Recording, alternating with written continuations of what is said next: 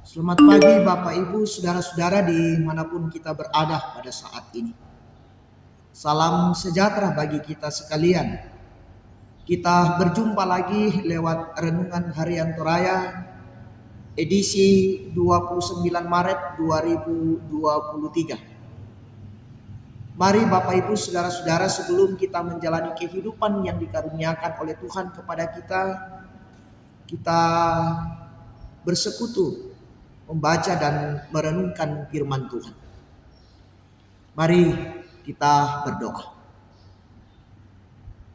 Ya Tuhan, kami menundukkan kepala seraya mengucap syukur atas hidup yang Engkau karuniakan kepada kami. Kasih-Mu Engkau terus nyatakan Tuhan. Dan pada saat ini sebelum kami menjalani kehidupan yang Engkau karuniakan kepada kami bersekutu membaca dan merenungkan firman. Kuasa Roh Kudus-Mu biarlah memampukan kami Tuhan untuk dapat memahami firman-Mu ini dengan baik dan mewujud nyatakannya di tengah-tengah kehidupan yang Engkau karuniakan kepada kami. Allah Bapa di dalam sorga, bersabdalah ya Tuhan, kami siap mendengarkan firman. Di dalam nama Yesus Kristus, itulah Tuhan dan Juru Selamat kita yang hidup. Amin. Bacaan firman Tuhan pada saat ini dari Mazmur 143 ayat 1 sampai dengan ayatnya yang ke-8. Ayat yang ke-7 saya akan bacakan. Firman Tuhan berbunyi, "Jawablah aku dengan segera, ya Tuhan. Sudah habis semangatku. Jangan sembunyikan wajah-Mu terhadap aku, sehingga aku seperti mereka yang turun ke liang kubur." Amin firman Tuhan. Tema kita pada saat ini, beritahukanlah aku jalan. Saudara-saudara yang sama-sama dikasih oleh Tuhan, pada era tahun 80-an di dunia hiburan di Indonesia disuguhkan sebuah film komedi berjudul Maju Kena, Mundur Kena. Sebuah film yang dibintangi 3 komedian kawakan, Dono, Kasino, dan Indro. Sering disingkat DKI. Film tersebut mengisahkan hidup yang selalu bermasalah.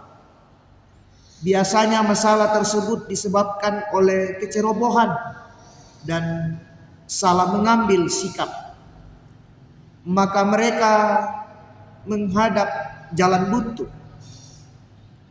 Walaupun begitu, aksi-aksi kocak sang pemeran seakan mengubah jalan buntu menjadi bahan humor yang mengundang gelak tawa. Walaupun begitu, dari cerita-cerita mereka tidak dapat belajar bahwa memang kita butuh petunjuk-petunjuk dalam menentukan sikap dan memilih jalan.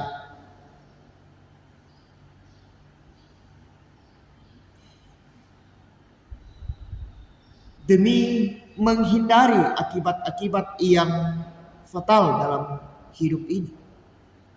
Saudara-saudara yang sama-sama dikasih oleh Tuhan, dalam menghadapi hidup yang penuh pergumulan, sang pemazmur bermohon kepada Tuhan supaya Tuhan memberi perhatian kepada doanya. Pemazmur menyadari ancaman yang dialami karena tekanan musuh. Namun ia selalu mengingat segala perbuatan Tuhan pada masa lalu. Sebuah pengalaman yang menjadi dasar yang kuat bagi pemazmur untuk mengandalkan pertolongan Tuhan. Pemazmur sadar bahwa ia butuh petunjuk dari Tuhan.